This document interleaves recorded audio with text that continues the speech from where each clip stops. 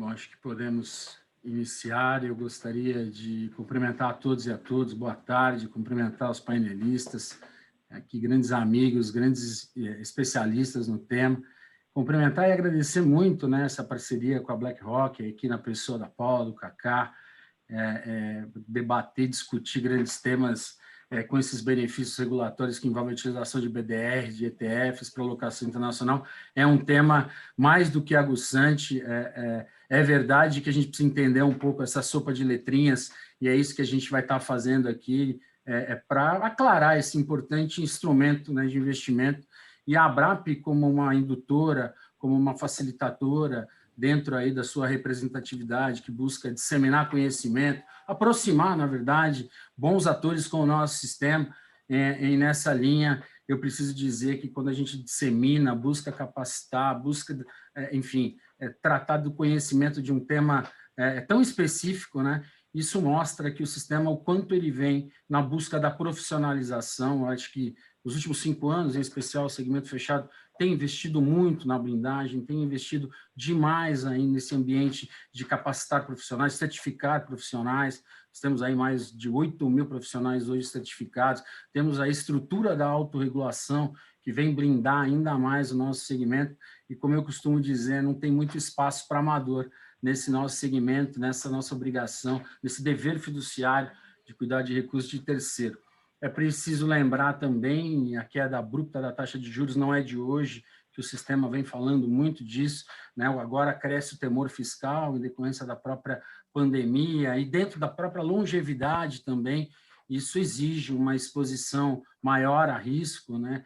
E certamente as estratégias traçadas aí nas nossas políticas de investimento para esses grandes profissionais da área, os senhores aqui, certamente ali seguindo um perfil de longo prazo, que é a nossa característica principal. Essas estratégias técnicas vão continuar nos indicando os melhores os caminhos de sucesso desse segmento, como foi 2020. Né? Eu acho que 2020, para o nosso segmento, foi fantástica a recuperação. Tínhamos aí um grande temor em março, com a pandemia grave, aguda. De todo modo, o sistema ali em março e o próprio CNPC se reunindo muito para buscar medidas para amenizar os efeitos da pandemia.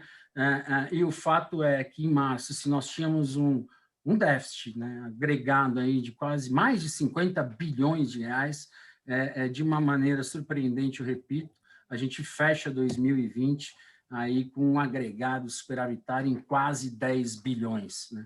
Esse é o sistema com muita resiliência, solidez, que paga aí pontualmente, é um sistema pagador dentro dos 70 bilhões ano para mais de 900 mil pessoas, realmente exerce esse protagonismo, acumula R$1 trilhão, e certamente esse que é o único veículo de longo prazo, né, dentro do cenário brasileiro, né, que nós estamos aí incrementando essa poupança de longo prazo e, por um outro lado, sempre buscando estímulos para esse incremento, para a alavancagem aí desse desenvolvimento socioeconômico.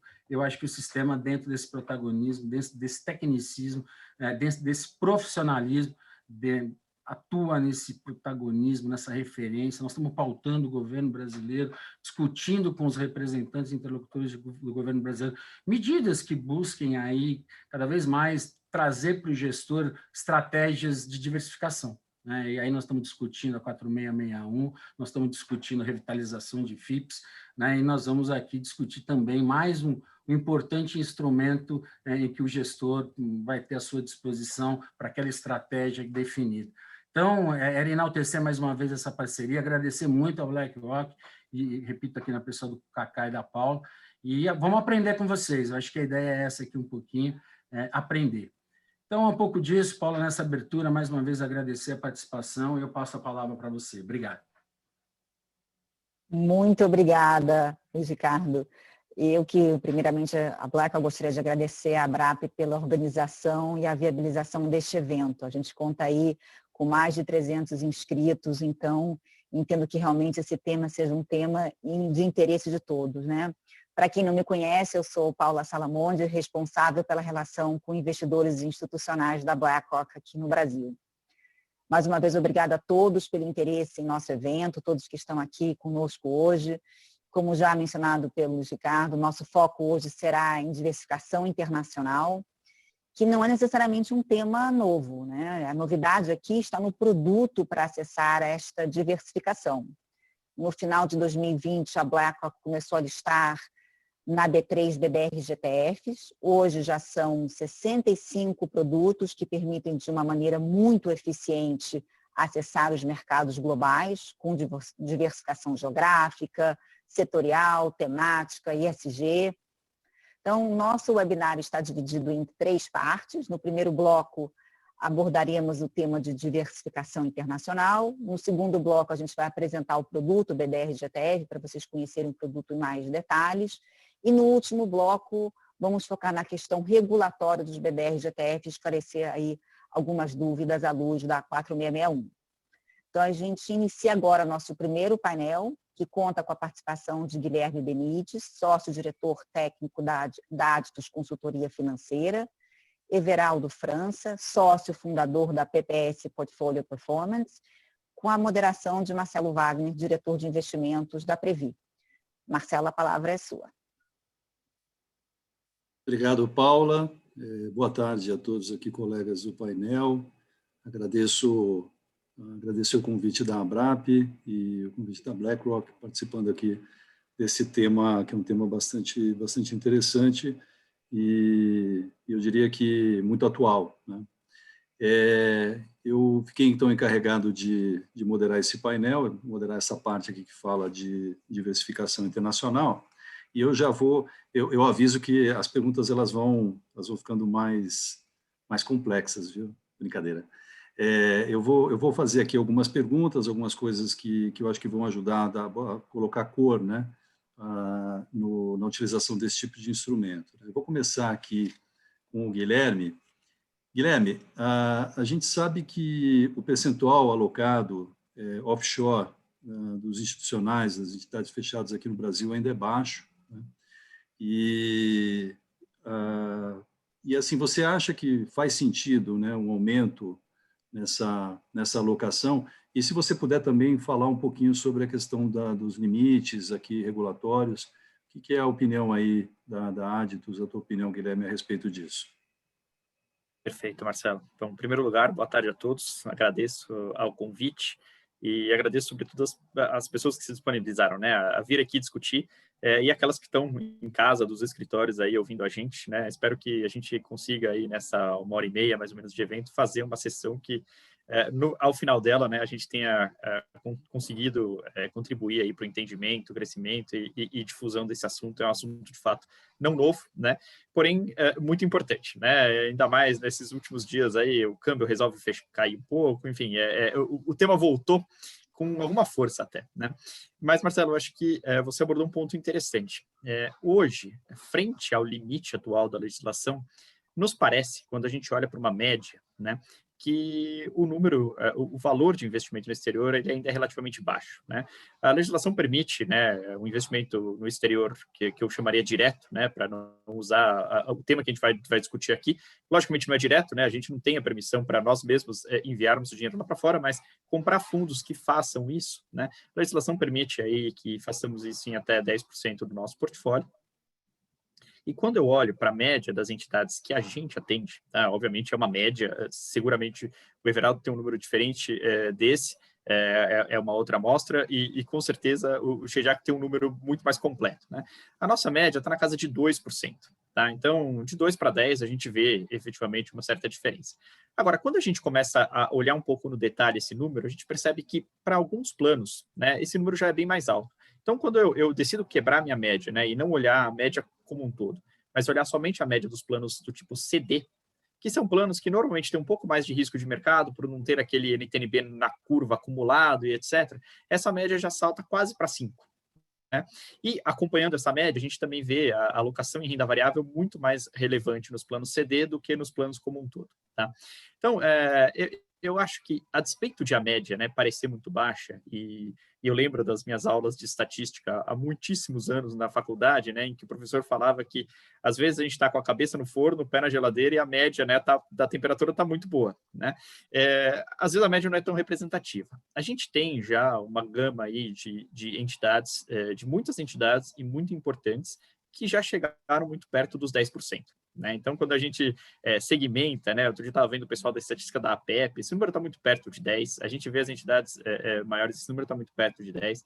Então, eu acho que sim, existe espaço, não só para a gente, talvez, pensar em aumentar esse limite, acho que essa é uma discussão que não é nova, mas também, né, flexibilizar esse limite, talvez, através de outros instrumentos, que eu acho que é um pouco do assunto que a gente tem aqui. Né? Então, eu gosto da ideia, e talvez a última frase, para também não tomar tanto tempo aqui, algo que a gente tem percebido ao longo do tempo é que o investimento no exterior ele traz uma diversificação muito interessante para a carteira. Né? Então, eu acho que quando a gente olha só para ele, né, já tem motivo suficiente. Quando a gente olha para a carteira como um todo, né, o que eu tenho percebido é que, à medida que as entidades têm mais investimento no exterior, elas também se sentem mais confortáveis em ter mais renda variável local, por exemplo. Né? Porque no balanceamento de risco, essas duas coisas conversam muito bem e funcionam muito bem juntas. Né? Então, eu acho que razões aí, né, posto o ambiente de juro real mais baixo, né, talvez não tão baixo quanto a gente estava esperando no começo do ano, mas, enfim, posto esse ambiente, eu acho que um incremento desse limite pode ser muito bem-vindo. Obrigado, Guilherme. Então, eu concordo contigo. Tem gente que está muito mais próximo já do limite atual, tem gente que está com uma alocação um pouco menor e também diferencia o estágio da carteiras que estão em acumulação, carteiras que estão em desacumulação, né? Mas você acabou deixando um gancho aí para uma pergunta que eu queria fazer para o Everaldo. Né? Everaldo, Brasil é um país, uma economia satelitar, né? Em comparação com o mercado financeiro global, né? Eu queria, assim, que você compartilhasse um pouco com a gente aí qual o papel de uma alocação offshore, né, de uma alocação no exterior para a alocação das entidades fechadas de previdência aqui no Brasil. Obrigado e boa tarde. Viu? Boa tarde, Marcelo. Boa tarde a todos. Também gostaria de agradecer o convite da BlackRock e parabenizar pela organização do evento o pessoal aqui da ABRAP. Enfim, esse tema é tão interessante, porque é muito bom, né, Marcelo? A gente trabalha com o que a gente gosta. Então, o Guilherme compartilha. Guilherme, estamos aqui de novo, né? Eu não lembro quantos webinars nós já fizemos juntos, eu e o Guilherme. Mas felizmente, muitos. Sempre bom, né? E eu diria o seguinte, pena que não temos tanto tempo. Nos nossos treinamentos na Uniabrap, quando eu começo a falar da importância do investimento internacional, se tiver sobrado pouco tempo na aula, eu tenho que falar rápido em 40 minutos. Aqui, enfim, vamos resumir, né? Em primeiro lugar, podemos lembrar o seguinte, né? Se vamos supor que houvesse que um extraterrestre que vem de um país que tem mercado de capitais desenvolvido e também tem previdência, pousasse aqui na Terra e viesse examinar como é que a gente faz em cada país aqui o investimento. E batesse num momento no Brasil e perguntasse, né? Aliás, um tempo atrás, que era proibido, por questões de reservas internacionais, não por teimosia, mas como é que a gente fazia? E mesmo agora, com um limite de 10%, por que a gente faz tão pouco? Ele fala, mas vocês acham que a sua economia e o seu mercado de capitais é o melhor do mundo para terem tanto interesse em estar só no seu país? Então, vamos lembrar o que existe no mundo inteiro, o famoso viés doméstico. Né? O domestic bias tem no mundo inteiro. Mesmo nos Estados Unidos, quando autorizaram o investimento internacional, demorou para a coisa pegar atração. O Canadá, se a gente olhar um gráfico da alocação internacional das carteiras de ações dos fundos de pensão do Canadá, vem caindo, há 15 anos vem caindo a alocação doméstica, quer dizer, eles estão internacionalizando, mas não é tudo de uma vez. Então, enfim, ok, estamos aqui num aprendizado. O fundamental da importância da presença do investimento internacional nas nossas carteiras é expansão de fronteira eficiente. Vamos lembrar que somos todos investidores racionais, o investidor não racional não deveria estar no sistema, e o racional prefere sempre menos risco e mais retorno, o que significa que num mapa de risco e retorno, ele quer navegar no sentido noroeste. O que significa isso? Expansão de fronteira eficiente. quanto mais ativos elegíveis para o meu investimento eu coloco no mapa, nesse plano, mais eu vou conseguir expandir a minha fronteira para onde eu quero, que é no sentido noroeste. E a diversificação, ela é geográfica, mas ela é também setorial, ela é também de estratégias, porque quantos tipos de fundos com outras estratégias há no mundo? Quantos fundos tem no mundo, né? Muito mais do que eu tenho aqui, em termos de estratégias disponíveis, inclusive. Outra coisa, o acesso a setores da atividade econômica que não estão disponíveis na nossa bolsa, ou pelo menos não estão disponíveis num grau de importância relevante.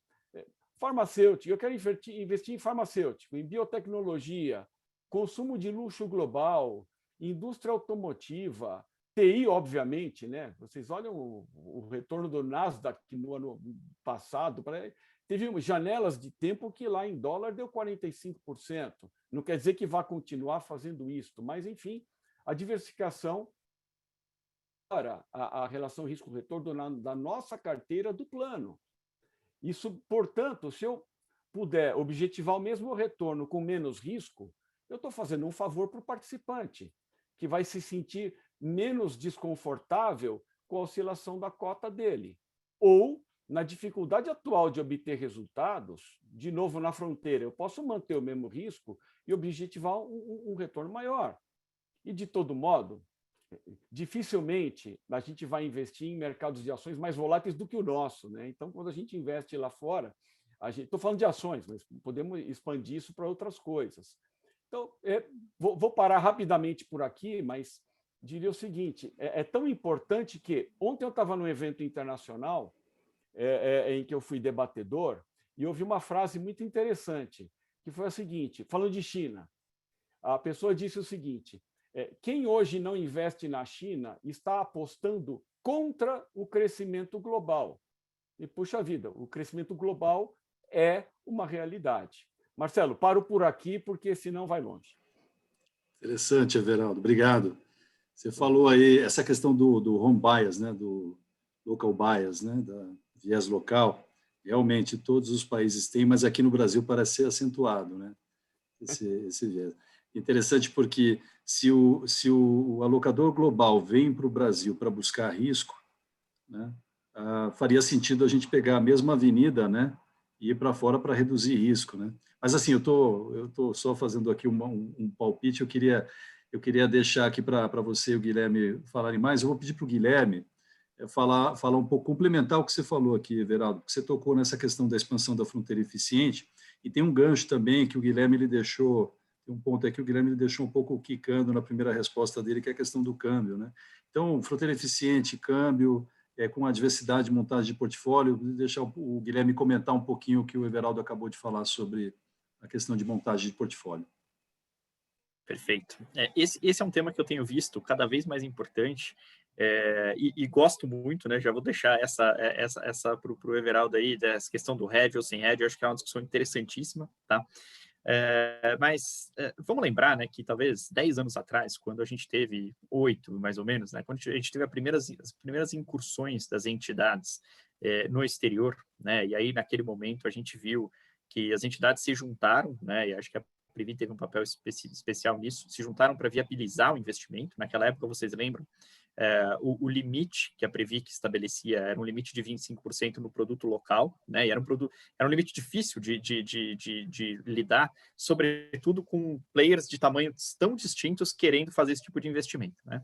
Naquele momento, e eu acho que nos anos que se seguiram, a gente ainda teve assim, uma predominância de fundos de ações sem hedge. Basicamente, assim, se a gente estava pensando em exterior, eu acho que essa era... A gente era meio nem precisava pensar. Exterior e fundos de ações sem hedge, naquele momento, era alguma coisa que era quase sinônimo, porque eram os fundos que estavam disponíveis no Brasil, e mais, eram os fundos que conseguiram, né, depois de algum tempo, ter algum patrimônio representativo, a ponto de as outras entidades entrarem e não gerarem um desenquadramento, né?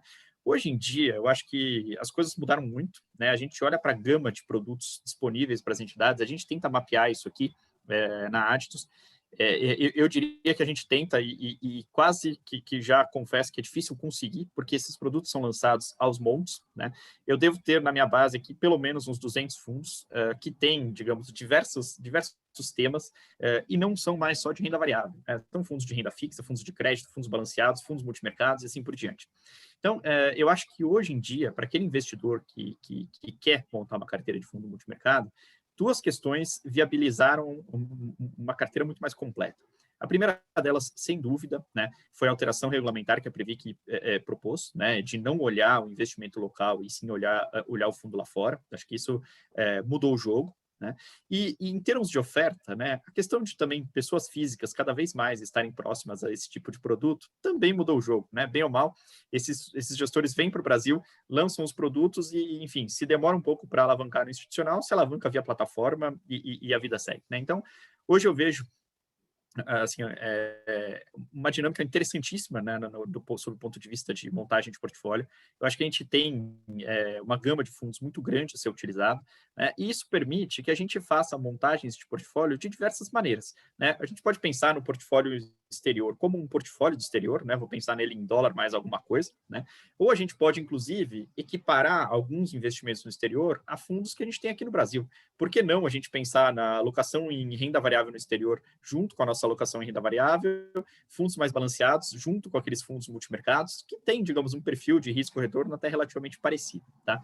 Então, Marcelo, eu tenho visto, tá, que à medida que o tempo foi passando, sobretudo para aquelas entidades que já começaram a investir no exterior há mais tempo e que hoje estão, digamos, na segunda, terceira derivada dessa discussão, a gente tem visto que o pessoal tem procurado fundos mais balanceados, temas um pouco diferentes, tem procurado se alavancar um pouco na experiência dos gestores, né, de trazer um pouco, olha só, eu quero estar mais nesse segmento e não naquele segmento.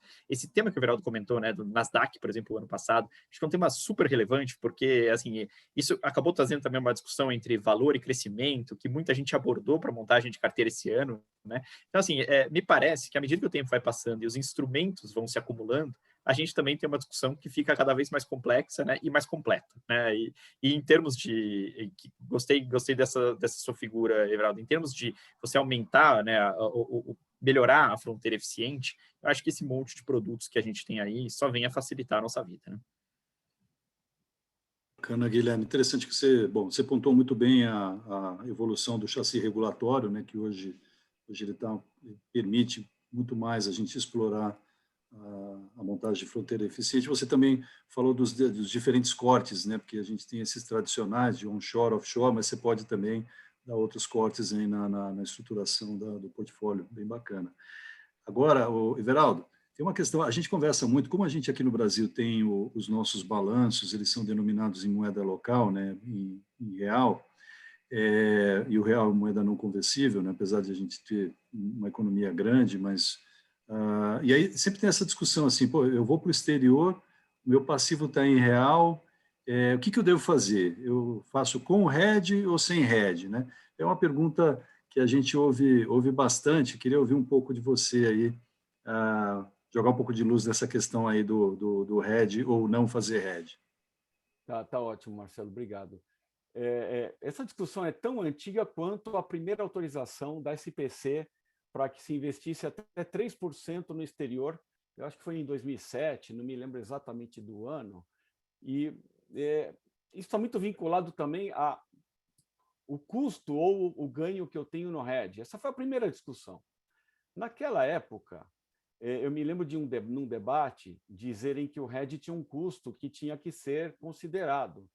Aí eu disse, não, espera um pouquinho, vamos entender aqui que o hedge, por causa do famoso carry, o fato de juros no Brasil serem mais altos do que juros internacionais, e ainda a gente ter um risco país, um country risk elevado, fazem o contrário. Bom, uma empresa que tem uma dívida em dólar tem que comprar contratos futuros de dólar. E o dólar, para daqui a um ano, custa mais caro que o dólar de hoje. Isso é tema para um outro dia a gente discutir em termos de o que é uma arbitragem financeira. Quem quiser me ligue e a gente conversa. Mas o dólar, para o futuro, é mais caro do que o dólar no dia de hoje, no mercado à vista, no mercado spot.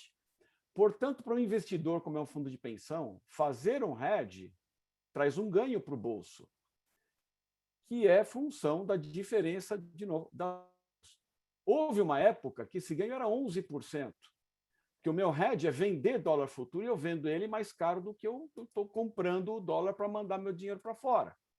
Então, houve uma época que eu ganhava 11%. Aí é para parar para pensar, escuta, que tal fazer um hedge, né, e enfiar esses 11% no bolso? Não é que eu não tenho variação cambial, eu estou garantindo que para mim existe uma variação cambial, ela é positiva e a meu favor, e é 11%, 10%. Hoje é pequenininha. Então, ficamos um pouco mais à vontade para discutir isso que o Guilherme falou, inclusive, que também era presente na época. Bom, quando eu faço investimento no exterior e fico exposto a câmbio, eu reduzo a volatilidade da minha carteira como um todo, o que é importante. E por que isso? Outro dia eu disse também numa conversa com os gringos, canadenses, norte-americanos, ingleses, eles não têm essa vantagem triste que nós temos no Brasil. Porque, dada a característica volátil da nossa economia, quando o Brasil vai mal e o pacote Brasil cai, quer dizer, o juro sobe, renda fixa cai, bolsa cai, a taxa de câmbio, o real se desvaloriza e o dólar sobe. Então, nós temos um hedge natural investidos no exterior, expostos a câmbio, como aconteceu no ano passado. Isso acaba se sobrepondo, Marcelo, ao que você mencionou aqui. O meu passivo é em reais, seja num BD, seja um passivo, entre aspas, num CD, porque é uma expectativa de benefício que é em reais. Mas eu já tenho um descasamento de indexadores, porque CDI não é igual ao meu passivo, pré não é igual ao meu passivo, NTNB não é, eu não tenho nada que quase que está colado no meu passivo. A NTNB não é exatamente o meu passivo. Então, essa diversificação é muito positiva, mas eu já ouvi muita gente falar, eu não vou investir no exterior agora, porque o dólar está caro. Se o dólar cair, vou perder dinheiro. Então, não deixe de investir no exterior por isso, aí você faça o hedge. Eu já ouvi gente falar, não, mas a Bolsa Americana está cara também. Em 2011, eu fiquei desesperado. E aí, quem tenta fazer isso está tentando acertar simultaneamente duas coisas dificílimas. Timing de bolsa internacional, e timing de câmbio. E eu lembro sempre a frase do Edmar Baixa, né, que o câmbio foi criado por Deus para humilhar os economistas, porque ninguém sabe para onde vai. Eu tenho dito sempre isso, tentar especular com câmbio é perigosíssimo. Medo de câmbio não é razão para eu não fazer a diversificação internacional da minha carteira. O hedge está aí para isso. Agora, há alguns momentos, tá bom, em que dá para a gente ter uma opinião sobre o câmbio. Eu tenho uma lista aqui. 1998 para 99 dava. Em 2002 para 2003, 2003 dava também. 2009, depois da crise de 2008, dava também, por várias razões. Não vou me alongar aqui com isso. Em 2015 também dava. E o ano passado também. Dá para ter opinião em câmbio. Vocês podem ver que, na média, a cada 5 anos dá para ter uma opinião sobre câmbio. Eu não estou falando agora que já passou, não. E isso aí fizemos na época. Então, enfim, Marcelo, a resposta é: o hedge depende muito de questões também culturais, porque eu tenho que explicar para o conselho que ele tem que olhar para a carteira como um todo. E quando eu vou para o exterior e fico exposto a câmbio e estou reduzindo o risco da carteira como um todo, aí Brasil vai bem e Bovespa sobe e eu perco no câmbio, aí vou ser crucificado porque o conselho está falando: se você fez um mau investimento no exterior. Não, eu estou olhando a carteira como um todo. A comunicação, a educação do conselheiro é muito importante, a comunicação com o participante também é muito importante nesses aspectos. Mas temos que lembrar isso. O hedge traz algum ganho, mas, na situação atual, talvez seja melhor não ter hedge. Obrigado, Everaldo. Eu tenho mais 2 perguntinhas aqui. Agora eu queria fazer fazer o seguinte: eu vou perguntar para o Guilherme, e o Everaldo comenta, e a minha última pergunta, eu acho que vai dar tempo, sim. Aí eu inverto, eu pergunto para o Everaldo e o Guilherme comenta. Pode ser? Tá. Bom, a gente falou aqui sobre limite, aplicação, alocação, a importância do offshore, a questão de montagem de portfólio, a questão do câmbio, né? Agora, especificamente em relação ao tema aqui do painel, né? Guilherme, ETF, e mais especificamente BDR de ETF, né? Isso pode... Como é que isso como é que isso se encaixa no que a gente conversou? Isso facilita a montagem de portfólio? Qual é a tua opinião a respeito? Eu peço depois para o Everaldo também comentar em cima da resposta do Guilherme. Obrigado. Perfeito, vamos lá. Bom, eu acho que eu vou tentar relacionar isso às perguntas que já foram discutidas aqui, né? A primeira delas é que essas BDRs de ETFs, né, e sem prejuízo de uma discussão um pouco mais profunda que nós seguramente teremos hoje, a nossa opinião é que elas ultrapassam, né, o limite dos 10% hoje em dia, né? Então, digamos, elas poderiam ser utilizadas para criar uma exposição além daquela exposição dos 10%. Né? Então, isso endereçaria, digamos, o primeiro ponto que a gente discutiu, que é o ponto, né, do eventual aumento de limite. Né? E, em segundo lugar, eu acho que o número de instrumentos disponíveis, a liquidez desses instrumentos, né, e sobretudo, as diferentes teses, né, os diferentes temas que podem ser abordados via um ETF, né, quer dizer, no final das contas, quando a gente olha para o arcabouço regulatório, essas BDRs de ETFs aqui no Brasil, né, nada mais são, digamos, do que uma ETF, que é negociada lá fora e trazida para cá, né, de uma forma que a CVM conseguiu estabelecer, que é se tornar um BDR, mas a prática é que ela funciona tal qual uma ETF lá fora. E quando a gente olha para o mercado lá fora, o mercado de ETFs é um mercado que assim, não só é um mercado enorme, como é um mercado muito útil, porque a gente consegue, via ETFs, fazer diversos tipos de exposição. Né? Então, eu acho que na questão da montagem da carteira, acho que é muito razoável a gente pensar que as entidades continuarão tendo gestores que vão ser ativos em determinados temas e etc. Mas existem outros temas que, eventualmente, não cabe a nós buscar, por exemplo, um gestor ativo. Né? Vou pegar um exemplo aqui qualquer. A gente poderia muito bem considerar uma dessas ETFs de commodities ou de ouro. Né? Não sei se vale tanto a pena a gente discutir, procurar e etc. agora um gestor ativo nessas, né, ou em commodities ou em ouro, se na verdade o que a gente quer mesmo é essa exposição pura. Né? Eu quero ter ouro para fazer um hedge da minha carteira, ou eu quero ter commodities porque eu acho que esse ciclo de commodities vai longe e eu quero ganhar dinheiro com isso. Né? Então, é uma exposição barata, simples, né? E que tipicamente é muito líquida. Claro que a gente vê a liquidez das ETFs lá fora, né? A gente precisa ver como é que isso se traduz aqui para dentro. Até acho que é um tema que a gente pode vir a debater. Mas eu acho que em termos de completar a carteira, a ETF é um instrumento super razoável, porque é um instrumento que te permite diversos tipos de exposição de uma maneira muito simples, né? E de uma maneira barata, sobretudo. Né? Eu acho que custo hoje em dia é um tema que está na pauta aí de todo mundo, né? Seguramente das entidades, dos gestores, do nosso lado aqui de consultores, até do regulador, com certeza está olhando isso aí com lupa. Tá? Então, eu gosto muito do tema justamente por nos trazer assim, um cardápio, digamos, muito maior do que o cardápio que a gente tem hoje. Geraldo. Bom, tá. Tem muito pouco a acrescentar, mas eu diria que eles trazem uma possibilidade muito interessante para os estudos de alocação ótima, os de fronteira eficiente, porque eu passo a ter uma riqueza maior de possibilidades. Por exemplo, quando a gente roda um estudo de alocação ótima estratégica nas ferramentas de ALM de que todos dispomos, vamos fazer uma fronteira eficiente. Geralmente se mapeia o investimento internacional com base em um único benchmark abrangente. Por exemplo, um MSCI World ou um MSCI All Countries, o que seja. Quando eu estou olhando para um benchmark abrangente desses, eu estou assumindo que serei mais ou menos passivo em tudo aquilo que o compõe. Seja os betas de geografia, ou sejam os setores, o que for. Mas eu posso ter opiniões. Se eu tiver acesso a esses índices, benchmarks, esses betas diferentes, sejam geográficos, como eu falei, China, Japão, Europa Ocidental, ou de setores ou estratégias diferentes, eu quero investir em infraestrutura global, o que seja, ESG especificamente.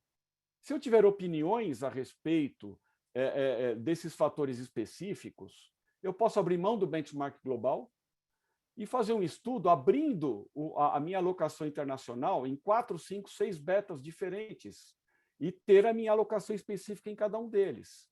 E abrindo mão de estar alocado naqueles mercados que eu considero menos promissores. E, adicionalmente, se eu tenho um bom gestor que sabe fazer alocação tática, também através dos ETFs, eu tenho facilidade para praticar a alocação tática ativa. Eu diria só que há um pequeno problema em gestores internacionais fazendo a minha carteira ótima internacional, porque eles vão fazer uma carteira ótima internacional só olhando para os betas internacionais, mas eu tenho os meus domésticos, eu tenho aqui meu IMAB, meu IRFM e outras coisas.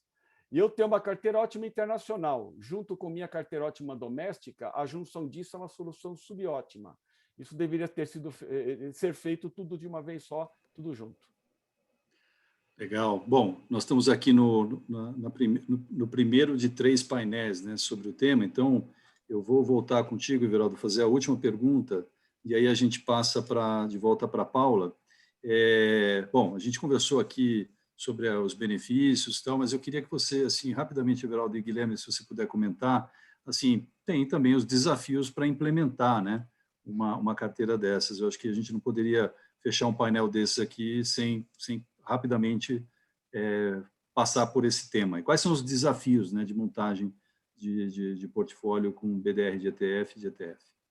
Tá, eu vejo principalmente o problema que seria falta de liquidez e também spreads muito abertos em oferta de compra e venda. Então, vamos lá. Como é que se resolve isso, né? Se alguém for olhar no boletim diário da Bolsa e procurar negócios com esses BDRs, não vai encontrar. Vai falar, esse aqui não é mercado.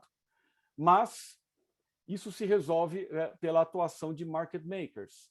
Para quem não está acostumado, né, o que é um market maker? É um designado, escolhido, ele se candidatou a isso, designado para a seguinte tarefa: dar preço de compra e de venda a qualquer momento que ele seja requisitado em algum ativo, o ativo em que ele é market maker. Então, tá bom. Eu quero comprar lá um ETF X e não tem negócio, não tem problema, eu vou apregoar. Eu quero comprar, eu entro em contato. O market maker ou os market makers são obrigados a me dar preço para a minha aquisição. E são obrigados a preço de compra e de venda, para a gente ver se isso não está muito aberto. Se o market maker não for muito bacaninha, ele vai querer dar uma abertura gigantesca entre oferta de compra e venda, e isso não é legal. Isso não é um aspecto positivo no mercado. Então, eu diria que o desafio é prover a liquidez e preço justo para essas operações. Guilherme, quer complementar? Excelente ponto, Everaldo. Acho que, sem dúvida, é o principal. Eu colocaria, tá? E aqui tentando endereçar também, colocar, assim, todos os grupos distintos de entidades, né? A gente está falando de um sistema aí que tem quase 300 entidades, mas que, por tamanho e por um monte de coisas, né, elas são muito distintas entre si, né? O que eu vejo aqui também é que, muitas vezes, né, nem todas as entidades acessam diretamente o mercado, né? Então, por mais que o ETF esteja lá e o market maker esteja fazendo de forma adequada o seu trabalho, às vezes a entidade simplesmente não acessa o mercado porque ela não acessa, né? Ela não compra assim direto, assim, ela terceiriza tudo isso, tá? Então, aí eu tento juntar, né, essa questão que eu levantei agora com o ponto que você comentou, Everaldo. Eventualmente, né, ter algum ou alguns gestores locais que pudessem fazer esse tipo de estratégia poderia ser muito bem-vindo, tanto pelo aspecto de viabilizar o tipo de estratégia para todo mundo, quanto pelo aspecto de repente, né, tá olhando não só betas internacionais, mas está olhando alguma coisa mais relacionada ao nosso mercado aqui, tá? E aí, aproveito, assim, só para encerrar rapidamente, acho super legal a gente discutir essa experiência, né? Acho muito bom, gosto muito de discutir com o Everaldo, né? E aqui, quando a gente ouve o Everaldo, a gente entende por que é um dos nomes mais respeitados aí desse mercado. Mas queria fazer uma pergunta, devolver para o Marcelo, né? De repente, o Marcelo que está no dia a dia, né? A gente está aqui, às vezes, muito teórico, Everaldo. Marcelo, que está no dia a dia, pode contar um pouquinho para a gente, bem rapidamente, como está sendo a experiência da Previ com investimentos no exterior? Beleza, Guilherme. Bom, você comentou aí, a Previ já vem discutindo essa questão de alocação offshore há muitos anos, né? Desde a primeira vez em que lá em 2012, 2013, que esse tema foi discutido com aqueles fundos com 25% de alocação. Eu diria o seguinte, para nós, na Previ, a alocação offshore, ela é um caminho sem volta. E por quê? Porque o conceito ele não é um conceito tático, é de alocação estratégica, né? E de longo prazo. Então, a gente vai caminhar na direção de alocar mais no exterior, pelas razões que a gente discutiu aqui nesse painel, né? Do ponto de vista tático só, com a crise de 2020, a gente segurou um pouco, esse programa ele já vinha desde 2018, 2019, a gente vem com esse processo, né? E a gente vai justamente capturar, principalmente, o que complementa o nosso portfólio local, e nas diversas classes de ativos, usando um pouco do que o Everaldo até comentou, de diversificação setorial, regional, enfim, você conseguir compor um mix aí e levar as nossas carteiras, quer seja de acumulação ou de desacumulação, em direção ao noroeste, aí, como na fronteira eficiente, como o Everaldo colocou. Tá? Gente, eu queria agradecer muito aqui, a gente está em cima do tempo aqui, eu passo de volta. Obrigado, Guilherme, obrigado, Everaldo, passo de volta aqui para a Paula, para seguir com o painel. Obrigado.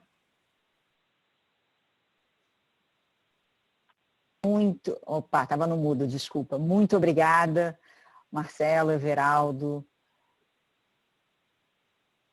e Guilherme, claro, pelo excelente painel, pontos muito interessantes foram discutidos. Alguns deles a gente vai, inclusive, vamos ver se a gente consegue sanar algumas dúvidas, alguns pontos levantados em relação de liquidez agora no próximo painel. Então, a gente segue agora com o nosso segundo painel, onde a gente vai apresentar os BDRs de ETFs. O painel conta com a presença de Cindy Shimoide, que é a nossa head de portfólio de multi-assets e consultoria de investimentos para a América Latina, e Carlos Takahashi, CEO da BlackRock Brasil.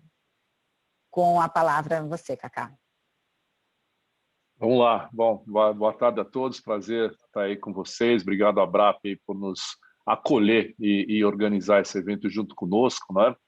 E é um prazer enorme ter a oportunidade de falar um pouco sobre essa nova opção que nós temos aí disponível para os investidores institucionais e para os investidores aqui do Brasil como um todo, não é? A gente vai, bom, primeiro é muito difícil falar depois aí desse trio, né? Porque Marcelo Wagner mediando aí o Everaldo e o Guilherme realmente traz um conteúdo incrível, né? E acho que muitos pontos que eles colocaram são extremamente relevantes, né?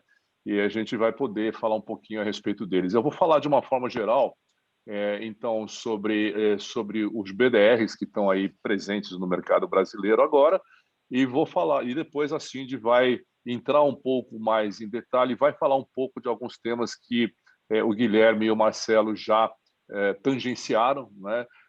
Que trata de otimização de portfólio e assim por diante, não é? Então, falando um pouco sobre os BDRs, não é só uma rápida visão, acho que muita gente já tem um bom conhecimento a respeito dos BDRs, mas os BDRs nada mais são do que uns instrumentos listados em bolsas que não a local, que passam a ser listados aqui na bolsa local, né? Então, é o que internacionalmente as pessoas tratam como cross-listing, então são ativos que estão listados na Bolsa de Nova York ou nas bolsas europeias e assim por diante, que passam a poder ser listados diretamente aqui, se transformando então, num instrumento local, né? Então, o BDR é o que capacita e possibilita isso. E por que é tão importante você ter esse instrumento aqui? Porque é tão importante você conseguir trazer os ETFs globais aqui para o nosso mercado.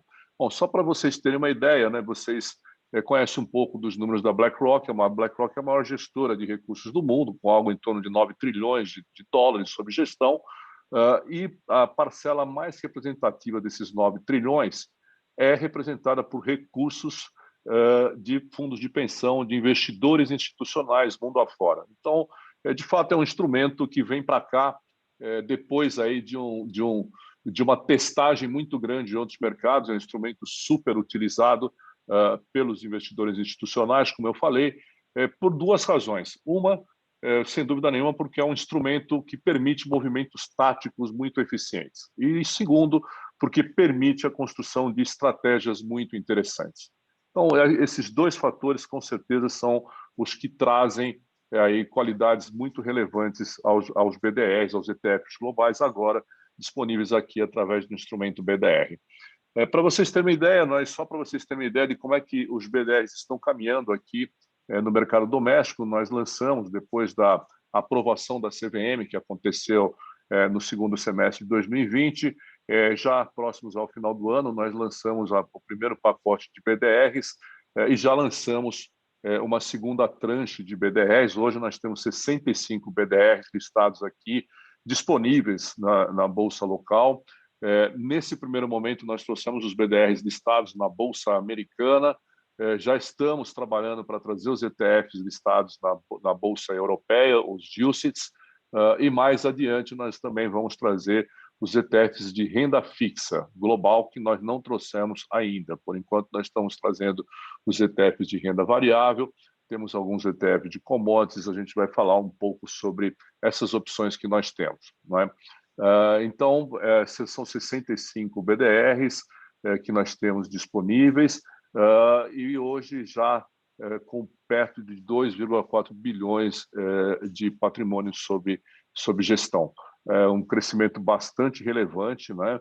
Considerando que nós temos aí algo em torno de 4, 5 meses de medida que nos dá esse número. E por que, não é, que nós, por que esse instrumento faz tanto sentido, não é? Então, primeiro, liquidez. Nós vamos falar um pouquinho mais sobre liquidez, porque liquidez é um tema super importante, mas é um instrumento extremamente líquido.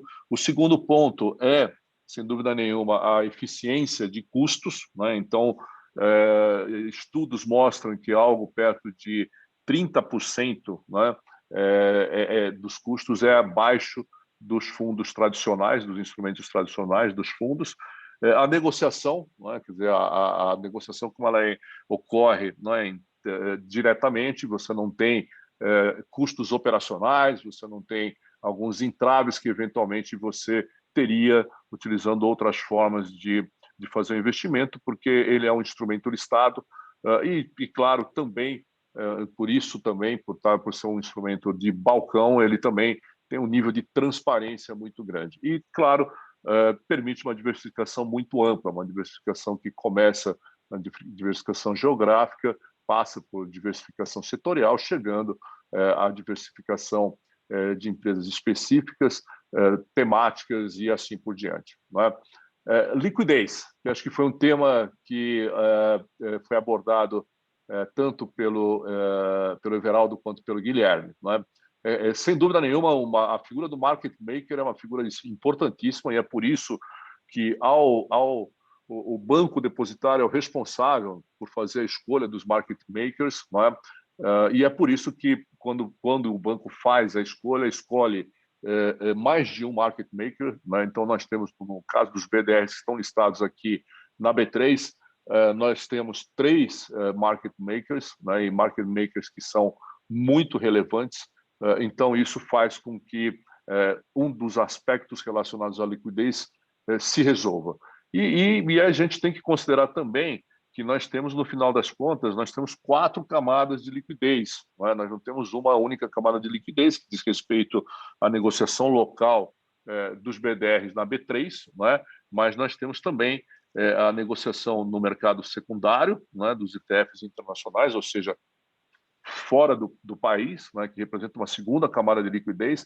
Nós temos uma liquidez adicional, né? Que é a liquidez fora da bolsa por si só, e depois ainda nós temos a liquidez gerada pela cesta de ativos, pela construção e destruição, né, das cotas através das cestas, que também faz com que você, aí falando também do ETF internacional de novo, que também provê uma 4ª camada de liquidez. Então, de fato, você tem uma proteção muito forte com relação ao aspecto liquidez, né? Então, que a figura do market maker tem as questões relacionadas ao mercado local e as questões também relacionadas ao mercado internacional. Então, esses são os aspectos, né, que fazem, que ajudam o ETF a ter um nível de liquidez bastante importante.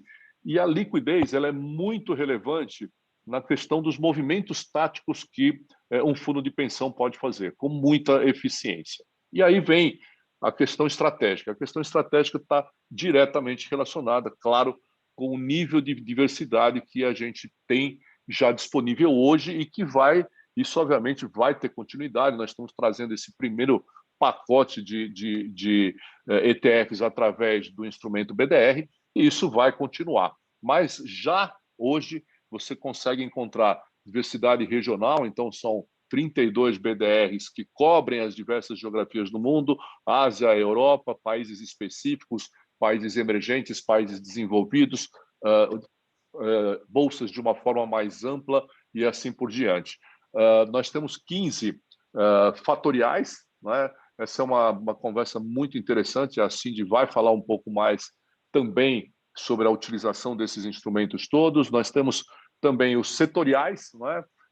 Nós falamos um pouco de Nasdaq no primeiro bloco, tudo mais, então você hoje já pode encontrar ETF de healthcare, ETF de biotecnologia, ETF também de outros temas, né, que estão aí na boca de todo mundo, né? Então é aquela história, né? Você começa a ouvir falar de Tesla, você começa a se interessar em inovação, você vê pandemia, você começa a se interessar em healthcare e assim por diante, e vê as oportunidades que estão por aí. Então trouxemos também um bom conjunto de opções setoriais na tranche que nós temos até aqui. Commodities também, né? Que também foi algo que entrou aí, acho que foi o Primo Rico, né? Que andou falando um pouco, né, sobre o que pode vir aí adiante, né? E no final das contas, ouro e prata voltaram para a pauta, assim como tiveram lá em 2020, e vocês têm essas opções através das alternativas de commodities que estão no mercado. ESG, que é o grande tema do momento, sem dúvida nenhuma, né?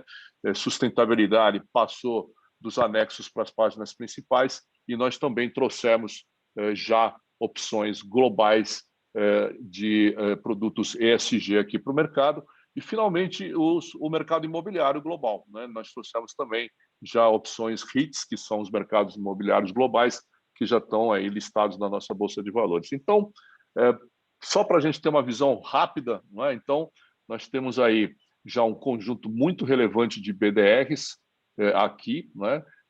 Trazendo, portanto, os ETFs globais para o mercado brasileiro, cobrindo diversos temas, diversas regiões e assim por diante, para exatamente ajudar os fundos de pensão a caminharem no processo de diversificação dos portfólios, para no longo prazo conseguir atingir os seus resultados, não só as metas atuariais ano a ano, mas, sobretudo, para, através disso, conseguir construir um ALM consistente durante o período necessário para cada um dos planos. E aí, claro, isso não para aí, e a Cindy vai falar um pouco sobre como esses instrumentos podem ser utilizados para compor estratégias ativas. Vai lá, Cindy. Obrigada, Cacá. A gente vai agora, então, ilustrar um pouco de como os investidores institucionais, na verdade, fundos de pensão também já estão usando o BDR de ETF. Né? Eu vou usar um pouco da teoria de investimentos, né, para mostrar a importância de BDR numa carteira de investimento brasileira. E aí um ponto que eu vejo, né, nessa história de ETF e de BDR é realmente uma mudança de perspectiva, né, porque BDR de ETF, na verdade, é instrumento passivo, mas a gente sabe, né, que boa parte dos investidores brasileiros carrega ainda, né, consigo aquela cultura de gestão ativa de fundos de investimento. Então, o que a gente quer mostrar aqui com uma teoria acadêmica, na verdade, é que BDR de ETF, na verdade, vai permitir para você usar esses instrumentos passivos na construção de estratégias ativas, né? Então, vamos lá. Essa fórmula que você vê aí na frente, né, é a Lei Fundamental da Gestão Ativa, que, por coincidência, né, saiu hoje aí um artigo no Valor sobre isso, e eu acho que também faz parte da certificação de gestores da Lima. Mas, então, lembrando, né, esse conceito ele foi desenvolvido pelo Richard Greenall, do Ronald Kahn. O Kahn continua trabalhando na BlackRock. Mas a ideia é que a produtividade de um gestor, né, depende desses 3 principais fatores que vocês estão vendo aí. Então, primeiro, é a qualidade do seu talento, ou seja, quão bom o gestor é para selecionar os ativos. Né? Segundo, o número de vezes que esse gestor consegue aplicar o seu talento, né, que aí é o alcance. A gente geralmente pensa em tamanho do universo de investimentos aqui, né, em quantos ativos ele pode investir, não só se ele precisa ser bom, né, para selecionar os ativos, mas ele também tem que ter uma gama possível de ativos para investir. E o terceiro é esse coeficiente de transferência, né, que vai medir a frequência com que o gestor consegue colocar o talento dele em prática. Né? Ou seja, de todos os insights, né, as ideias que ele tem criativas, no final das contas, quanto daquilo pode se tornar em realidade. Então, o que a gente tem é talento, alcance, coeficiente de transferência, né? O quão bom o gestor é, quantos ativos ele tem para selecionar e se ele tem alguma restrição de investimento. Mas vamos lá, aplicando essa teoria para a nossa realidade do mercado brasileiro. Talento, eu nem vou entrar no mérito da questão aqui. Eu vou assumir que todos os investidores brasileiros com expansão são altamente talentosos. E aí é verdade, né, que a gente via daquela história do CDI super alto, a gente tinha que bater o CDI, né? A gente será medido por uma porcentagem do CDI, que é único e exclusivo do Brasil mesmo. Então, talento eu nem vou entrar no mérito. Mas vamos lá para alcance, né? Qual que é o tamanho do universo de investimentos? Aqui sim, eu acho que o investidor brasileiro ele acaba não pontuando muito bem, né? Porque a maior parte das carteiras de investimentos brasileiras, a gente sabe que está concentrada em ativos domésticos. Então, não adianta tanto você ser talentoso, mas um mercado estreito, né? Igual ao local. A gente precisa, então, aumentar o alcance para ser mais eficiente, de acordo com essa teoria. Por último, as restrições de investimento, né? Aí a gente tem aos montes, né? Eu sei que nesse nosso call você tem fundo de pensão, seguradora, obrigada a vocês por participarem. Investidores grandes, né? Mas geralmente sujeitos a essas regras rígidas, né? Eu diria, de investimento. Então, a gente vai aqui explorar como aumentar esse coeficiente de transferência, né? Então, começando por alcance, aqui você vê aí nessa página, a gente sabe, quando a gente olha para as economias no mundo, a gente começa a ver outras economias com expectativa de crescimento ainda mais avançada, né? No mapa você tem a estimativa de crescimento do PIB, do FMI, né, no final do primeiro trimestre desse ano, em abril. E aí você vê que o FMI espera, na verdade, nos próximos 5 anos, o Brasil cresça algo próximo de 2,1%, mas o resto do mundo está mais próximo dos 3,5%, né? E você vê aí também mercado emergente, com uma taxa de crescimento mais interessante. Quando a gente vai para a próxima página, né, continuando nessa história de retorno, eu acho que a ideia aqui é dizer que há mercados internacionais que têm expectativa de retorno interessante, né? Especialmente se a gente lembra que o Brasil é menos de 1% do mercado total de ações globais, ou seja, será que nos outros 99% não tem nada mais interessante, né, para a gente investigar? E aí quando a gente olha para a correlação também, né, em muitos casos, ela é negativa contra o mercado brasileiro, seja renda variável ou renda fixa. Então, até agora você está vendo aí que a gente está falando de alcance, de tamanho do universo de investimento. Mas vamos colocar em número, né? Você está vendo aí na página Brasil, Bovespa. No final do primeiro trimestre, em abril, tinha 82 ações. Então, só para comparar, né? O índice S&P 500 dos Estados Unidos, ele tem 505 ações, né? Não são 500, é S&P 500, mas na verdade ele tem 505 ações. Então, só considerando um país a mais, quer dizer, adicionar Estados Unidos, você está aumentando o universo de 82 para 587 ações. E a gente pode ir até mais além, né? Adicionando mercados desenvolvidos, o índice FIFA, você tem 876 ações, né? Emergentes aí, você tem 818 ações a mais. Então, voltando para a nossa fórmula da Lei Fundamental da Gestão Ativa, se a gente considerar o talento uma constante, né, e simplesmente aumentar o alcance para investir em Estados Unidos, desenvolvidos e emergentes, e você tem esses 3 BDRs hoje em dia na B3, você sai de 82 ações, né, para quase 2.200 ações. Né? O IR, Information Ratio, ele aumenta, né, a 521%. Então, essa estratégia global tem, na verdade, o potencial de ser 500% mais produtiva do que uma estratégia doméstica apenas. E como que a gente vê o pessoal aplicando isso na prática, né? Vamos lá, via BDR de ETF. Né? Eu estava falando de países, então. Hoje em dia, você encontra os BDRs regionais na B3, e o que a gente vê investidores institucionais fazendo é usar esses BDRs como building blocks. Ou seja, são aquelas pecinhas, né, para montar a carteira internacional. O exemplo que eu trago aqui nessa página foi um exercício que a gente trabalhou com o nosso cliente, que já possuía uma estratégia internacional, mas agora, quando lançou os BDRs, né, esse cliente se viu, esse investidor estava numa situação que ele se viu com muito mais opções, né, mais fáceis de investimento, e começar a repensar essa alocação estratégica, né?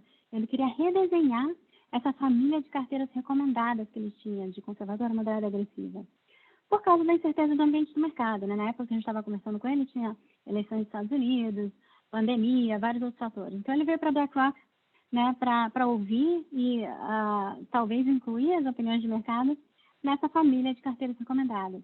Eles queriam também misturar um pouco da visão da casa deles. E como que a BlackRock pode ajudar eles nesse caso, né? A gente consultou as estimativas de retorno e risco da BlackRock, a gente mapeou essas 3 carteiras recomendadas dessa gestora, né, com as principais exposições de risco, classes de ativos, e a gente incluiu as restrições de investimento, as opiniões de mercado, para refinar uma otimização. Então, a ideia era ilustrar para esse nosso cliente as diferentes maneiras que ele tinha para combinar esses BDRs de países e regionais, nesse caso, tinha um pouco de fator também, para implementar suas visões de mercado. E a solução que ele acabou gostando, você vê nessa página, né? As carteiras ótimas aí, a gente estava falando de fronteira eficiente, tem BDR de país e regional, tem um pouco de fator. No final, a gente conseguiu melhorar o retorno esperado, reduzir o risco da carteira, indo para aquele lado noroeste que o pessoal estava comentando, e incluir as visões de mercado, né? E as restrições do cliente. Mas voltando para a nossa lei fundamental da gestão ativa, né? A gente assumiu que a gente tinha talento, alcance a gente acabou de ver que pode ser melhorado quando você inclui ativos internacionais com BDR. E agora vamos falar das restrições de investimentos, né? Como que a gente aumenta o nosso coeficiente de transferência, esse CT aí.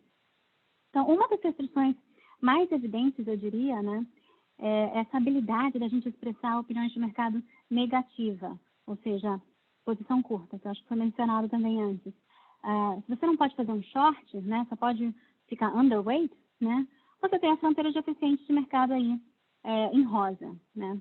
A partir do momento em que você pode financiar opiniões de mercado positiva com posição curta, a sua fronteira eficiente sobe, né, ela fica mais interessante. Então, com os BDRs hoje em dia, o investidor brasileiro pode não apenas fazer o short, né, a posição curta, mas também pode alugar, por exemplo. Então, implementar esse longo short seria uma das maneiras, né, de aumentar o coeficiente de transferência. Outra maneira, na página seguinte, é trabalhar com percentual da exposição internacional. Né? Eu sou consciente dos limites de 20% para multimercado, de 10% para fundos de pensão. Mas o que eu queria salientar aqui, né, o que os nossos palestrantes anteriores falaram, é a interpretação, né, dos reguladores de que os BDRs não necessariamente, né, precisam ser considerados naqueles 10%, no caso dos fundos de pensão. Ou seja, com o BDR, o seu coeficiente de transferência pode ser maior do que via outros instrumentos, né, de investimento no exterior. Então, como que os fundos de pensão estão incorporando os BDRs?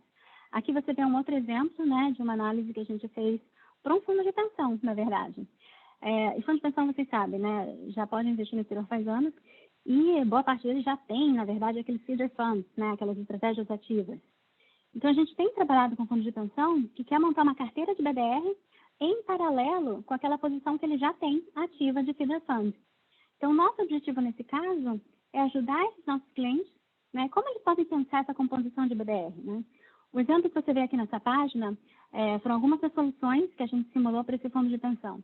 Então, primeiro a gente entende a carteira do feeder fund, o que os fundos têm, qual é o objetivo daquela exposição internacional que ele já tem, o que tem dentro da carteira, né? Se ela tem conseguido alfa, né? Com esse diagnóstico, a gente gerou 3 possíveis combinações de BDR. Né? A primeira foi uma cesta de BDR que minimizava o tracking error para o MSCI World, que é o benchmark internacional do fundo de pensão.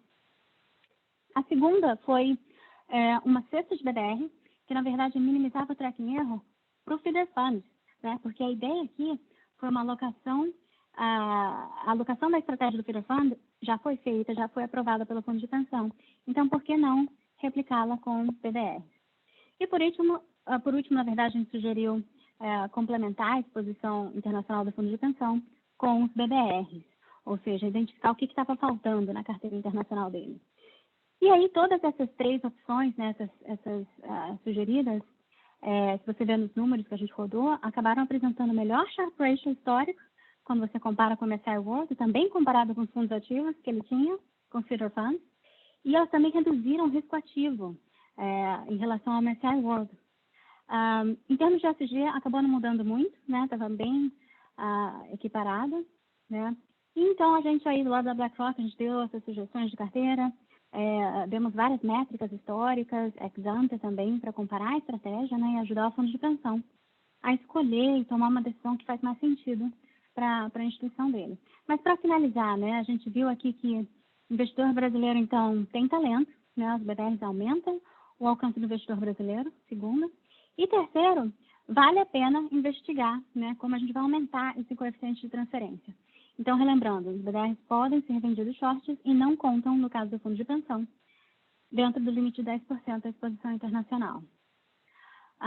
Muito obrigada. Eu queria passar de volta a palavra para a Paula.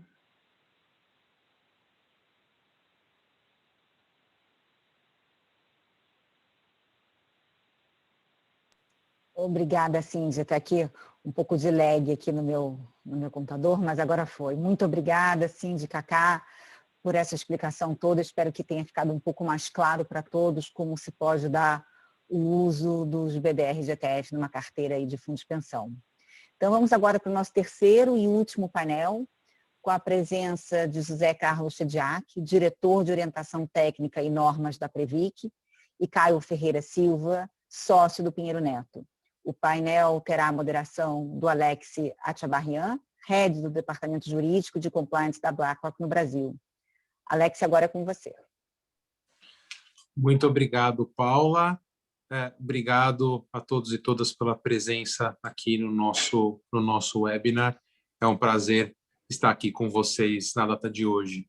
E acho que o nosso painel aqui super bem representado com o Chediak, nosso parceiro lá da Previc.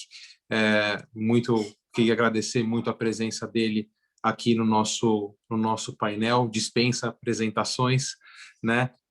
Muita gente aqui que já lida com a Previc conhece ele. E o Caio também, que gentilmente aceitou o convite para estar aqui junto conosco, conversando sobre alguns pontos relacionados à regulamentação dos BDRs de ETF, principalmente em relação ao regulador principal desse tipo de ativo, que é a CVM. Né? Então, com isso, eu acho que a gente está falando aqui de uma questão que Paula, nas nossas conversas internas aqui na BlackRock e outras pessoas já trouxeram isso, vindas de várias entidades fechadas de previdência complementar, sobre a questão do enquadramento desses ativos, né? E acho que por conta disso, né, para matar a curiosidade dos nossos das pessoas que estão aqui, acho que a gente pode começar então com algumas palavras do Chediak sobre esse ponto, né? Chediak, acho que eu começo a conversa contigo falando um pouco sobre, né, o documento que a Previc publicou no começo desse ano sobre o enquadramento dos BDRs de ETF, né? Ou seja, estamos falando aqui do documento de perguntas e respostas, né? Então, a gente já sabe, acho que grande parte das pessoas que participa desse seminário teve a oportunidade de ver o que nós estamos falando, né? Mas estamos falando aqui do perguntas e respostas, que diz em uma das perguntas qual é o entendimento da Previc em relação ao assunto. E pergunto para você, Chediak, qual foi a origem, como vocês da Previc chegaram à conclusão, né, que foi externada dentro daquele documento? Muito obrigado pela participação mais uma vez, Chediak. Boa tarde a todos, boa tarde aos ouvintes, né, seminário. Primeiro, agradecer pelo convite, acho que é uma oportunidade de a gente conversar sobre o assunto. O BDR do ETF, na verdade, podemos regulamentar recentemente, no ano passado, né? Chediak, eu vou te interromper porque a gente não está te ouvindo bem. Está muito baixo o seu áudio. Isso melhorou agora? Não, ainda continua baixo. Agora, eu acho que agora vai. Melhorou agora? Melhorou, agora está perfeito. Desculpa. Não, sem problema. Acho que exatamente... Bom, primeiro, novamente, agradecer ao convite, agradecer também a plateia, né, os ouvintes, né, por esse tempo para ouvir sobre investimento tão importante, para fundo de pensão. E acho que o primeiro que tem que falar é que o BDR de ETF, na verdade, o CVM regulamentou recentemente, se eu não me engano, aí foi a resolução 3 da CVM de 2020, lá por setembro mais ou menos, que ela fez uma alteração prevendo aí os BDRs de ETFs, né, como uma modalidade de investimento, né? Até então, se a gente pegasse aí a argumentação do CVM, uma combinação das instruções CVM 555 e a resolução que trata de BDR, você tem que os BDRs, na verdade, BDR nível 1, nível 2, nível 3, e no extrato aí de interpretação da CVM, você teria o quê? O BDR nível 1 como segmento exterior, um ativo exterior, isso é expresso lá no artigo 100 da CVM 555, e, por analogia, BR2 e 3, lá no artigo 115, compondo a carteira de fundos de ações como um segmento de renda variável. É claro que tem uma exceção, a própria CVM cria uma exceção dizendo que se tiver o próprio ativo, fundo de ações, se você tiver o fundo de ações BDR nível 1, ele classifica até como renda variável no caso, mas aí, para termos de 4661, a gente optou por fazer a separação dos BDRs nível 1 e nível 2 e 3, sendo 2 e 3 renda variável, e nível 1 exterior. Essa foi uma divisão aí que foi feita pela 4661. Aí chegou a questão do BDR de ETF, aí foi a grande questão. O BDR de ETF é classificado no segmento exterior, ou o BDR é classificado no segmento renda variável, e o pergunta e resposta, o item 7.6 do pergunta e resposta, ser mais exato, ele deixa claro que é um ativo classificado no inciso 3 do artigo de renda variável, equiparando, vamos dizer assim, ao investimento de BDR2 e D3. E aí, como é que a gente chegou a essa proposta? Na verdade, a gente começou a estudar o tema, a gente conversou, claro que antes de chegar esse tema, de setembro para março, foram 6 meses, né? Então, a gente conversou com os atores de mercado, tentando entender como é que era o produto, conversou com o órgão regulador da CVM, tentamos entender as características principais do BDR, e realmente tem uma característica muito híbrida entre você pensar realmente na emissão, só no papel, na referência do índice, você tem um papel realmente muito voltado e talvez pensando até como um exterior, dado que a gente tem no inciso 2 do 26 os ETFs, né, referenciados em índice no exterior, classificados como exterior. Mas o BDR não pode ser interpretado só como o emissor, e sim como também seu regime informacional, questão de patrocínio, como é emitido, como é que as regras do CVM coloca para ele em termos de abertura, a questão da tradução, a questão do registro, a negociabilidade, a regra de transparência. E aí, conversando, analisando as regras de transparência do BDR, que foram colocadas lá no artigo 75, 74, aí tem o G, aí vem A, B, C, D, H lá da norma, né? Você tem um regime informacional que a gente entendeu muito mais parecido com o BDR nível 2 e 3 do que o regime informacional do BDR nível 1. E esse foi o grande fator de decisão por que alocar na renda variável e não alocar no exterior. Enfim, a transparência e a forma do regime de prestação de informação do BDR ETF em relação ao BDR nível 1. Então, se você, sopesando essas duas características, a gente optou, entendeu que se aproximava mais, nesse caso, um BDR nível 2 ou 3. É claro, se futuramente o CVM vier dar uma classificação específica sobre o BDR de ETF em outro sentido, a tendência é que a gente siga a classificação futura da CVM, mas como ela mesmo não fez uma classificação específica do que como classificar o ativo, para termos de 4661, para não causar aquela dúvida de aonde classificar, a Previc tinha que tomar a decisão e optou pelo regime informacional em detrimento efetivamente a emissão. Shediac, muito obrigado pelo esclarecimento. Acho que é sempre bom saber, quando a gente vê um texto escrito por um regulador, seja numa norma, seja numa manifestação formal, como aqui a Previc realizou, né, via o perguntas e respostas, entender como que o legislador ou o regulador chegou a essa conclusão. E acho que esse ponto que você mencionou é muito rico de a gente entender como foi essa interação com o regulador que efetivamente regula, né, esse valor mobiliário, tudo. E acho que aí é um ótimo gancho para a gente levar a pergunta aí para o Caio, né? E tentar entender um pouco, né?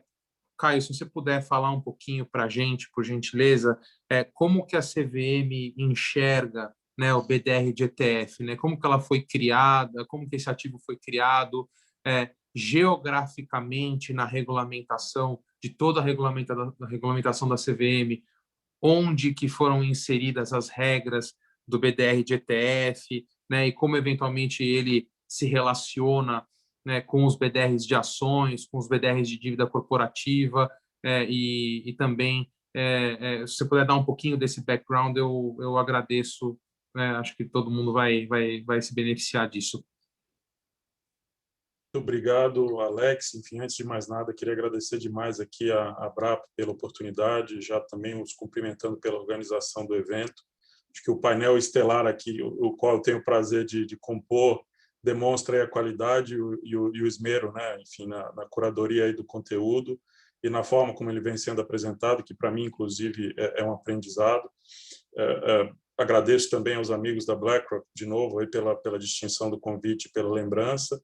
E já entrando na resposta, Alex, cumprimento também o Shediac aqui, que capitaneou aqui de maneira, acho que tão clara e construtiva, né, a interpretação da norma, né? A gente tem uma questão aqui de cronologia, né? Obviamente a 4661 ela é anterior à resolução 3, que acabou introduzindo as disposições aqui que disciplinam os BDRs de ETF no mercado local. Até por conta disso, é muito salutar quando a gente vê um regulador como a Previc atuando de maneira proativa e pró-mercado, né, também, enfim, na linha de viabilizar toda a internacionalização aqui, não só desejável, mas sobretudo necessária no cenário em que a gente está vivendo. E acho que o meu papel aqui, né, o que sobra para falar é muito pouco depois da explicação do Shediac, que eu acho que cobre não só Previc, como também, e muito bem, o esforço aqui da CVM na regulamentação dessa matéria. Mas, se eu puder complementar aqui com alguma coisa, aí, pegando o gancho do que o Alex falou, dar um pouco dos pilares regulatórios que, na visão da CVM, nos parecem justificar e corroborar a interpretação aqui que, nas perguntas e respostas a que o Shediac se referiu há pouco, caracteriza aqui os BDRs de ETF, né, como um investimento no segmento de renda variável e não necessariamente como um ativo no exterior. Então, indo aqui direto ao ponto, né, enfim, nós estamos falando aqui, do ponto de vista regulatório, de BDRs de ETF, que nada mais são do que certificados de depósito de cotas de fundos de índice, né? Localmente, os ETFs são chamados de fundos de índice, estão sujeitos a uma disciplina específica, né? A instrução CVM 359, que, diferentemente das regras de BDR, é autônoma, né? E tanto que hoje, a gente vai falar um pouco mais disso, todas as regras de BDR e de ETF estão na regra que trata de ETFs e não na regra que trata de BDRs. Isso já dá um pouco a indicação de como a CVM enxerga a distinção regulatória, né, e de natureza desses veículos. Mas os BDRs de ETF nada mais são do que certificados, né, que representam cotas de ETFs que são admitidos à negociação em mercados organizados, né, no exterior, de valores imobiliários, né? E como a gente viu aqui das várias conversas ao longo do dia de hoje, esse enquadramento de BDR de ETF como investimento no segmento de renda variável para fim de alocação aí das carteiras de fundos de pensão, né, as entidades fechadas aí de previdência complementar, sob a perspectiva regulatória, se justificam, na nossa visão, sob dois pilares principais. E, se você me permitir, Alex, até para a gente aqui ser eficiente em razão do tempo, né, eu vou tentar cobrir um pouco desses dois pilares no restante da minha fala, e acho que a gente pode aqui fazer um debate, eventualmente, em relação a isso. Tá? Mas o primeiro pilar, e não menos fundamental, é a natureza autônoma e sui generis que a gente tem, né, para BDR de ETF na regulamentação local, se comparados a outros BDRs, né, lastreados aí em ações de companhias e assemelhadas. Acho que essa natureza sui generis dos BDRs de ETF, per se, já justifica um tratamento regulatório diferente, portanto, a sua classificação aqui no segmento de renda variável. E, atrelado a isso, o segundo pilar tem a ver com, de novo, estou só falando aqui sobre a perspectiva regulatória CVM, tá? Mas a natureza de ativo doméstico e local conferida aí pela regulamentação a esse tipo de ativo.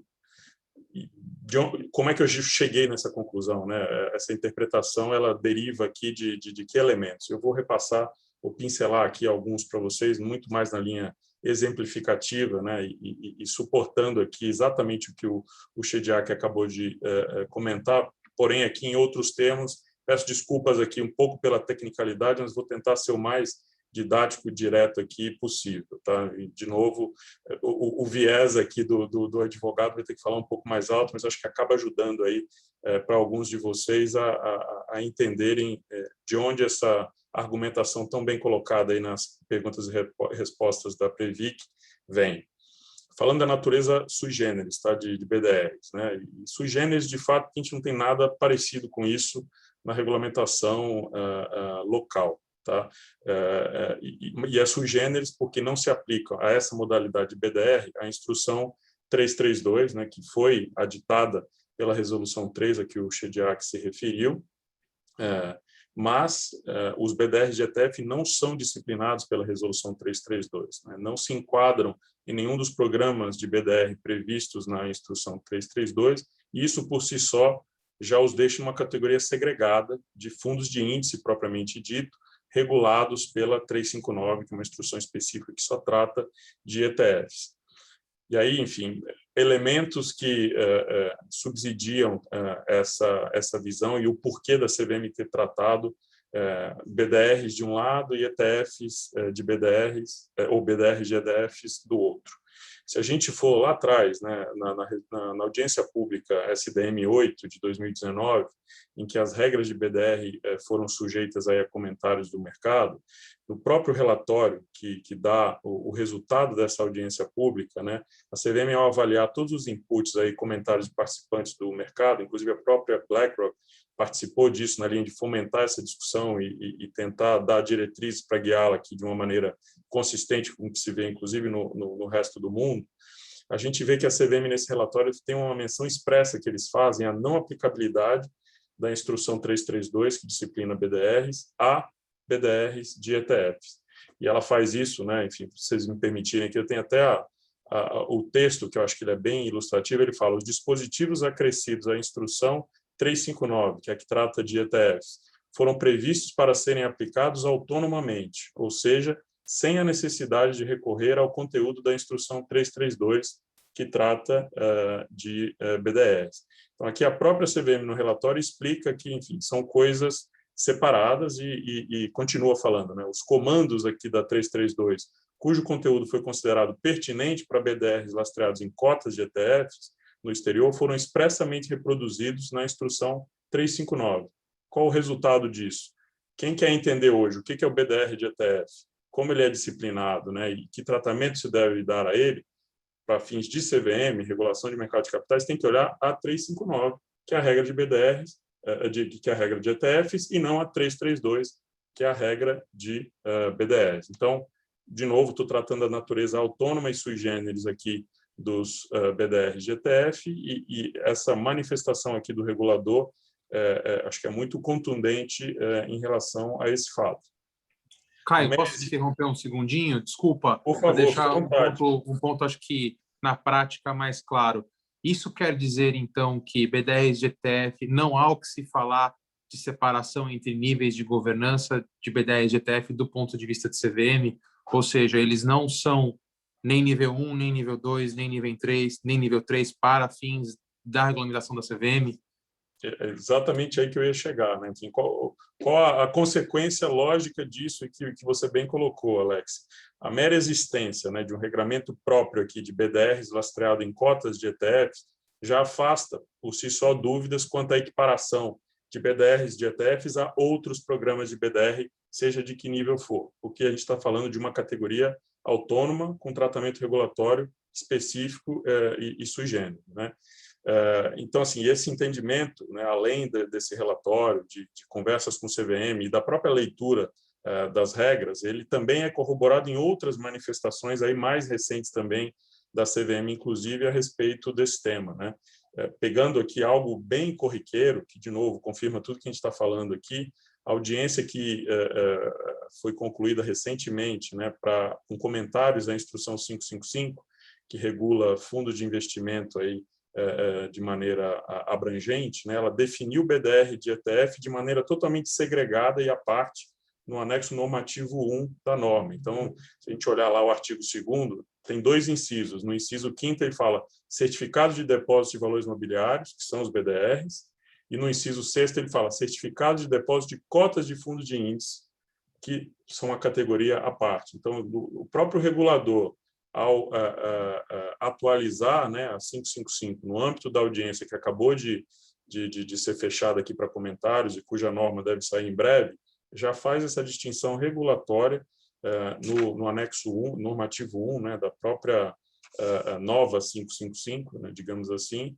essa segregação que, de novo, confirma aqui tudo o que a gente está falando. Então, em resumo, né, só para concluir o ponto aqui da autonomia e da característica sui generis, dada todas essas características autônomas e a superveniência das regras aí de BDR, de ETF, em relação à própria resolução 4661, a gente precisa também, além dessa característica autônoma, avaliar se esses investimentos poderiam ser considerados ou não ativos domésticos. Eu acho que essa é um pouco a segunda perna, porque se eu chego à conclusão, do lado regulatório, que a despeito do tratamento autônomo, esses ativos devem ser considerados como ativos no exterior, enfim, aí eu entro na alocação dos 10% e não nas dos 70% que a Previc entendeu que era aplicável. E indo aqui, mais uma vez, direto ao ponto, né, acho que tem um elemento muito importante aqui na caracterização do BDR de ETF como um ativo doméstico, local, que também é uma manifestação da CVM recente, né, desse ano, o ofício circular número 1, que acabou saindo no mercado com o objetivo de esclarecer qual era a interpretação da área técnica da CVM a respeito de como definir um ativo doméstico ou no exterior para fins da 555, que é a regra aplicável a fundo, né? Isso se deveu especialmente em razão da necessidade de definir limites de aplicação e diversificação das carteiras desses fundos em ativos, tanto no Brasil quanto no exterior. Então, qual é a regra geral que foi esclarecida nesse ofício da CVM, né? Ativos negociados no país, no Brasil, que integrem a carteira de fundos, mesmo que lastreados aqui em ativos subjacentes estrangeiros, devem ser considerados para fins regulatórios como ativos domésticos, né? Vocês já vão entender aqui onde é que eu vou chegar. Qual a única exceção que esse ofício faz? Ele fala, olha, essa regra aqui de que ativo negociado no Brasil é ativo doméstico, ela só tem uma exceção, ela não vai se aplicar quando a CVM, do ponto de vista regulatório, normativo, confere um tratamento excepcional. E vocês vão lembrar que o Shediac mencionou aí alguns artigos da 555, especialmente o 100, em que a própria CVM faz a equiparação, por exemplo, de BDR nível 1 a ativo no exterior. Só que não existe na regra da CVM uma equiparação de BDR de ETF a ativo no exterior. Em não existindo, e considerando aqui o teor do ofício que fala que ativo negociado no país, que integre a carteira de fundos ou carteiras administradas e que sejam lastreados em ativos estrangeiros, são ativos locais, exceto se a CVM falar que não é. E, de novo, corrobora o ponto do Shediac que, olha, se um dia a CVM mudar de ideia e todo o arcabouço regulatório, né, ou usando os termos aí que eu gostei que o Marcelo falou no começo, o chassi regulatório do BDR e de ETF mudar por alguma razão, que a gente não entende ser o caso, por toda a razão, por todos os motivos que a gente está falando, inclusive o regime informacional aqui aplicável a BDR de ETFs, que tem muito mais a ver com ativos domésticos, locais e registrados no Brasil do que o contrário, né, ou ativos offshore. Tudo isso, por si só, também valida, corrobora e respalda, na nossa visão aqui, a natureza de ativo doméstico e local que esses ETFs têm. Então, eu vou passar aqui, Alex, enfim, e aí, especialmente em questão de tempo aqui, só para a gente tentar ser conclusivo, mas esses dois pontos, de maneira bem resumida na minha visão, não só corroboram aqui o que foi dito anteriormente, como indicam um caminho para diversificação interessante e segura juridicamente falando, já que os dois reguladores aqui, incumbentes, né, em relação ao tema, têm uma visão muito convergente no que diz respeito à natureza de renda variável desses ativos. Ótimo, Caio. Muito obrigado pela sua explicação.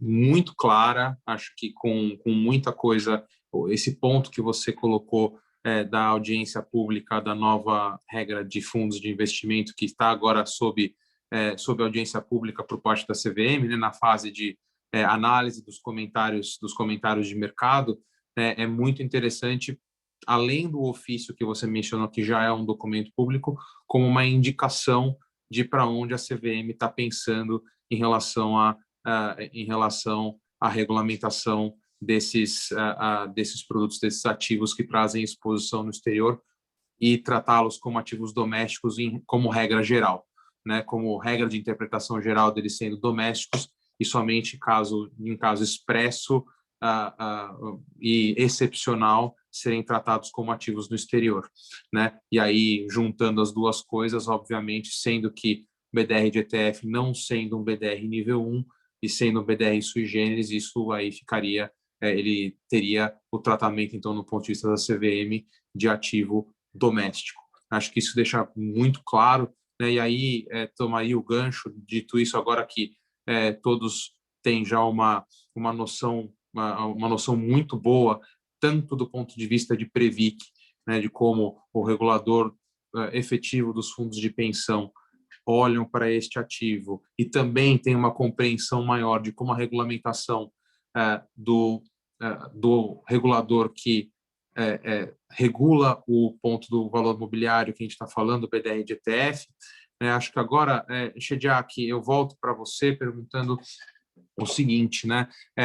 Entendo, então, que com o documento de perguntas e respostas, né, que foi publicado pela Previc, né, então, a pergunta que eu gostaria de fazer é o seguinte, esses ativos, então, já são elegíveis para receber investimentos por parte de fundos de pensão, com perguntas e respostas, com autorização lá formalizada, e mais ainda, né, acho que eu imagino a resposta, mas acho que eu gostaria de deixar cristalino para todos o seguinte: esse é o entendimento que é partilhado por todos os departamentos da Previc, imagino, mas acho que seria muito bom que ouvíssemos de você, né, a sua opinião como ao representante do regulador aqui sobre esse tema.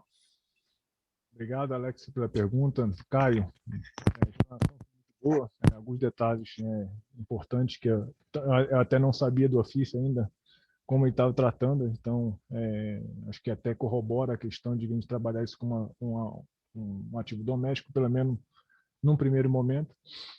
Bom, acho que primeiro, antes de falar em relação ao enquadramento do BDR, acho que a gente tem que entrar pelo menos num ponto da 4661, porque a 4661, ela não é uma norma que ela traz uma lista exaustiva de produtos, tá, gente?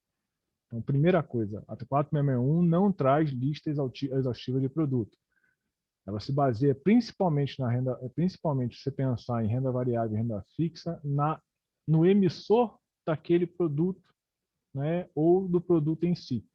Então, quando você fala em renda fixa, a 461 não fala em CDB, ela não fala em debêntures lato sensu, tirando as debêntures de estrutura, porque ela tem, na verdade, quando cita debênture de estrutura da Lei 12.431, e ela cita nominalmente, é porque as debêntures da 12.431 são emitidas por sociedades anônimas de capital fechado, então ela coloca nominalmente para dar uma permissão expressa para essa debênture, porque as debêntures de SA fechadas, lá pelo artigo 36, elas não são permitidas na carteira própria. Então, quando ela coloca diretamente, ou é para permitir ou para limitar algum produto. Exemplo, quando a gente coloca o limite lá de 20% para CCI e CRI, eu não estou perguntando quem é o emissor, eu estou perguntando, você só pode comprar até 20%. Então, vamos trocar. Então, não é porque o produto não está nominado na 4661 que ele não possa ser adquirido, né? Aí é muito olhar a carteira e o emissor. Então, você tem que se preocupar muito mais com o emissor e, claro, com o processo decisório da entidade, que tem que ter todo o processo de análise de risco lá do artigo 10, aí, procedimento padrão de governança, que vale para todo e qualquer ativo, né? Então, deixando isso claro, aí a questão do pergunta e resposta, trazer a questão do BDR de ETF, é porque realmente é um produto novo e o que a Previc tentou trazer é assim, dado que é um produto novo e ele vai ser permitido, porque você poderia comprar tanto ETF quanto BDR, né? Não há por que não proibir. Qual o local que eu devo classificar? Afinal de contas, eu vou consumir o limite de renda variável ou vou consumir o limite de exterior? E, nesse caso, a gente optou por consumir o limite de renda variável. E deixando bem claro, o fato de consumir o limite variável não quer dizer que ele possa ser comprado em 70% da carteira. O limite dele está no inciso 3, o limite dele é de 10% da carteira. Ele divide o limite com os BDRs nível 2 ou 3. Porque alguém pode perguntar, mas BDR nível 2 e 3 não é tão consumido por institucionais, mas aí é uma questão de que se existe um apetite ou não é a questão que a Previc entra no mérito. A questão é aonde exatamente eu entendo que ele se adequa mais na sua classificação. Então, ele não tem limite de 70%, ele tem limite de 10% no inciso 3 do artigo 22 da 4661. E sim, o Perguntas e Respostas é um documento institucional da Previc. Então, toda vez que a gente lança uns Perguntas e Respostas, seja ele qual for, ele passa pelas áreas da Previc e é o entendimento da Previc para aquele assunto. E, claro, todo assunto é discutido entre todas as áreas antes de sair um entendimento desse porte. Então, todas as áreas da Previc que se envolveram, é um documento que passa, inclusive, para direito colegiado. Então, é um documento institucional, assim como um guia é um documento institucional. Então, ele é um documento institucional, sim, é a provisão Previc. Shediac, muito obrigado. Isso acho que deixa cristalino o tratamento dado pela Previc a esse ativo, né, de maneira geral, em relação às manifestações já feitas publicamente pelo regulador.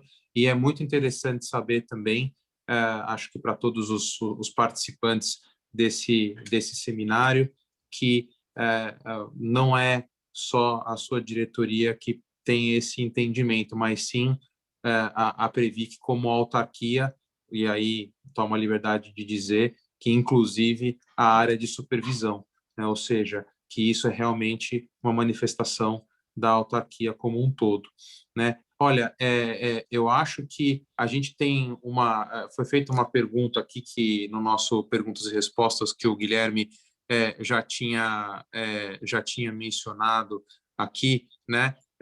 Que foi falado sobre colocar o limite de 10% adicional, né? Que seria, entre aspas, adicional aí para esses fundos, né?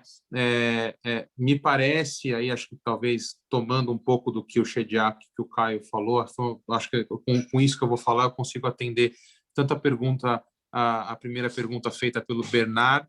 Se eu estiver falando o nome errado, peço desculpas, né? Mas imagino que seja Bernard e o Osley, né? Feita sobre esse limite de 10% e o enquadramento como renda variável.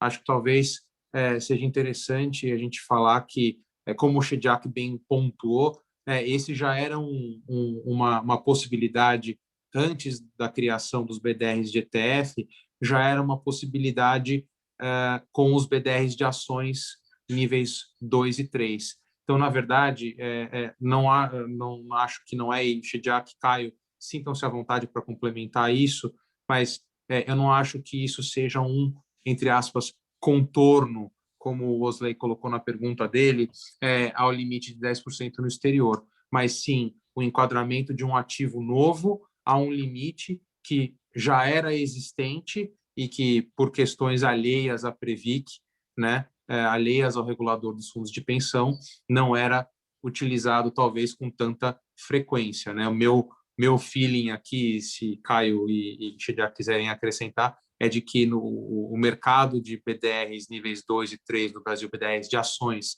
níveis 2 e 3, nunca foi tão desenvolvido, né? O que não atrapalha de nenhuma forma o fato de que entidades fechadas de previdência complementar pudessem utilizá-los caso houvesse o mercado, e agora, com esse enquadramento dos BDRs de ETF neste limite, que também possam usar esse limite, consumir esse limite usando BDRs de ETF. Alex, acho que eu vou complementar, aí deixando bem claro, acho que até o Everaldo na fala anterior, até 2010, até 2010 não, desculpa, até 2009, com a 3792, o investimento no exterior era completamente de forma indireta, tá? Então, você não tinha a possibilidade, inclusive BDR nível 1 não era permitido. Né? Se você olhar a regulamentação anterior, não vou saber se é 3121 de cabeça, não sei, mas 3456 com certeza, a 3456 já colocava a BDR nível 2 e 3 como renda variável. Tá? Então, o que aconteceu é que a 3792 fez ao contrário. Ela tirou os BDRs da renda variável e botou tudo no exterior. Né? E agora, com a 4661, novamente, conversando com a CVM, a gente fez a redivisão novamente. BDR nível 2 e 3, renda variável com limite de 10%, BDR nível 1, exterior, concorrendo com todos os outros ativos no exterior permitidos no artigo 26. Né? E quando você fala que, acho que o Everaldo até falou, acho que de forma indireta, a questão do investimento exterior de 3%, que o Everaldo falou em 2007, ele vem muito com fundo multimercado, que a gente achava, que hoje é o multimercado estruturado, ou outro multimercado, se você quiser chamar o nome, que a CVM sempre permitiu o investimento exterior de forma indireta de 20%, 40%, conforme, na verdade, era 409, agora 555, e assim vai em diante, vai mudando os percentuais dos números, mas, então, o investimento exterior, na verdade, era de forma indireta via fundo multimercado, ou até mesmo via fundo de investimento em ações que pudesse ter BDR nível 1. Né? Também era uma forma de você investir no exterior, mas aí num limite muito mais marginal e, mesmo assim, de forma indireta. A aplicação de ato exterior como segmento de carteira se deu com a 3792 em 2009, que abriu-se um segmento específico exterior com 10%, que aí veio a questão dos fundos, na verdade, os FIDs, né, os FIEX, na verdade, não era FIEX, não era FID é agora, né? E algumas outras modalidades de investimentos, né, possível, inclusive ações do Mercosul, etc., que tudo isso foi refeito junto com a 4661, deixando claro que por intermédio de fundos. Né?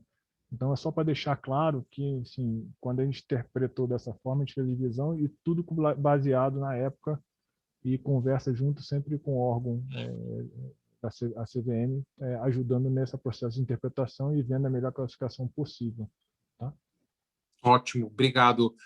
Obrigado, Shediac. Eu acho que a gente tem espaço para mais uma pergunta. Acho que tem mais uma pergunta aqui que foi feita, perguntando se o BDR de ETF é ou não, se ele for patrocinado ou não, se isso interfere no enquadramento. Né? Acho que eu vou passar para o Caio, né, perguntando, Caio, na mesma questão em relação a BDR 1, 2 e 3, que a gente falou que não se aplicaria, que isso não se aplicaria aos BDRs de ETF.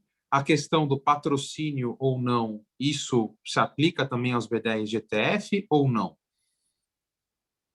Obrigado, Alex. Obrigado pela pergunta também. Enfim, acho que da mesma forma, né, como a gente tratou aqui e vimos que a regulamentação da CVM trata BDRs de ETF de maneira autônoma, se a gente olhar na 359, que é a que disciplina ETFs e os BDRs de ETF, não existe a categoria de BDR de ETF patrocinado ou BDR de ETF não patrocinado. Da mesma forma em que a gente não pode confundir níveis de governança de BDR com BDR de ETF. Então, de maneira muito clara e objetiva, qualquer dúvida em relação ao que se qualifica como um BDR de ETF, a gente olha 359, como não tem referência nem distinção de patrocinado ou não, BDR de ETF é o BDR de ETF que se qualifica nos termos da 359 e ser patrocinado ou não entra nessa qualificação. Portanto, não é uma distinção que se aplica aqui, ela só se aplica a BDRs de ações, né, lastreado em ações de emissão de companhias e assemelhados, que não é o caso de BDR de ETF. Caio, muito obrigado. Acho que não daria para deixar mais claro. Espero que a pergunta do nosso colega aqui, o André Ximenes, tenha sido respondida, né? Então, muito obrigado pela pergunta. E acho que agora a gente até já passou um pouco do tempo, a gente sabe que esse é um tema sempre de muita curiosidade, né? Que de todos os participantes, mas eu acho que em respeito à agenda de todas e todos aqui do nosso seminário, a gente vai encerrar. Eu gostaria novamente de agradecer primeiro ao Shediac pela disponibilidade da agenda, pela disponibilidade de bater esse papo aqui de altíssimo nível conosco. Muito obrigado pelas suas manifestações, pela segurança que você passou nas suas manifestações. Isso acho que é de extremo valor para a comunidade das entidades fechadas de previdência complementar. E também gostaria de agradecer ao Caio, né, com também contribuições maravilhosas em relação ao tratamento regulatório dos BDRs de ETF por parte da CVM. Gente, muito obrigado pela ajuda de vocês, pela participação de vocês, e eu passo a palavra à Paula para nosso encerramento. Muito obrigado pela atenção de vocês. Obrigada, Alex. Então, só resta agora aqui agradecer imensamente a presença de todos no evento, agradecer a ABRAP mais uma vez por viabilizar esse evento, agradecer a todos os panelistas pelo tempo, pela explanação, pelo conteúdo que foi compartilhado conosco, com todos os participantes do evento. Acho que foi muito enriquecedor. Espero que tenha sido proveitoso e esses esclarecimentos no uso e benefício do BDR de ETF para a estratégia de diversificação global tenham ficado mais claro para todos. Como follow-up aqui, nós enviaremos a apresentação do Cacá e da Cindy para todos, e neles nessa apresentação vai ter os meus contatos, caso vocês tenham mais alguma dúvida e queiram direcionar diretamente para mim, e depois eu repasso para os panelistas. Então, com isso, eu desejo uma boa tarde a todos e, mais uma vez, muito obrigada. A gente encerra aqui o evento. Boa tarde a todos. Boa tarde a todos, obrigado. Boa tarde a todos, obrigado, prazer em vêlos. Obrigado, pessoal. Boa tarde a Obrigadão. todos. Obrigado, Muito bom, obrigado. Obrigado, Luiz Ricardo. Jack, abraço. Obrigado. Obrigado. Obrigado.